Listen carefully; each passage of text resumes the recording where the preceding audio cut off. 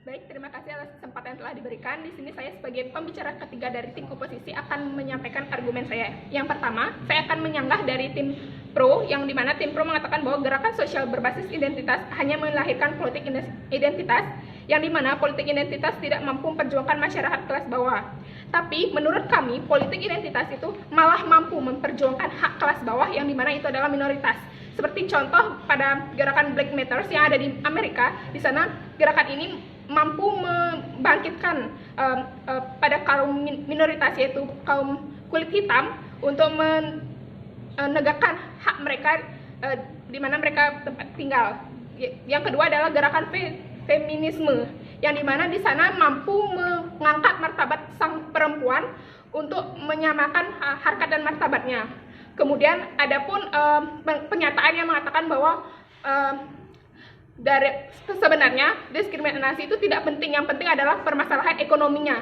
Tapi menurut kami, awal dari permasalahan ekonomi itu adalah karena adanya diskriminasi berbasis identitas, baik itu gender, etnis, dan lain-lain. Mengapa dikatakan demikian?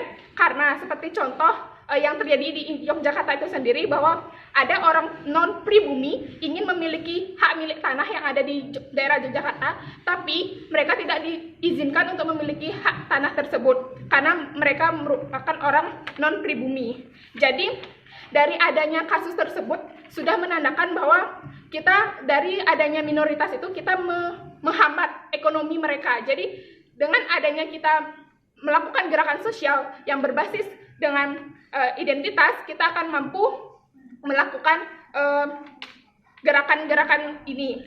Kemudian adapun contoh yaitu adalah seperti yang dijelaskan oleh pembicara pertama kami, bahwa ada pemimpin yang tidak diizinkan, yaitu orang selain seimam dengan dirinya. Yaitu contohnya itu adalah orang Chinese itu tidak boleh menjadi pemimpin.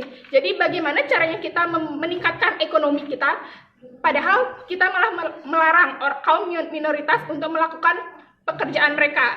Jadi di sini yang lebih penting itu adalah kita harus menghilangkan yang namanya diskriminasi identitas, baik itu gender, ras, etnis, semuanya itu harus kita hilangkan, karena dengan cara kita menghilangkan diskriminasi itu kita akan mampu membuat perekonomian kita menjadi merata.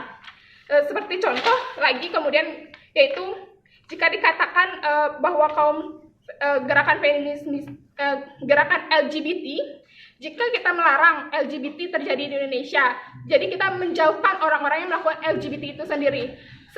Dengan kata lain, kita akan mengasingkan orang tersebut dan kita juga akan melarang orang tersebut untuk berbaur. Selain berbaur, mereka juga akan tersendat dalam kendala ekonomi mereka. Jadi bagaimana caranya kita menaikkan ekonomi mereka, tapi kita tidak mengizinkan mereka untuk melakukan pekerjaan mereka. Banyak contoh gerakan-gerakan sosial yang malah membuat kita kekurangan ekonominya menjadi rendah. Jadi kami di sini sangat mendukung bahwa gerak-gerakan sosial itu seharusnya lebih ditekankan pada diskriminasi berbasis identitas, baik itu gender, etnis, dan lain-lain, dibandingkan dengan berbasis ekonomi. Karena dengan adanya gerakan sosial berbasis diskriminasi identitas, kita akan sekaligus meningkatkan yang namanya ekonomi masyarakat. Terima kasih.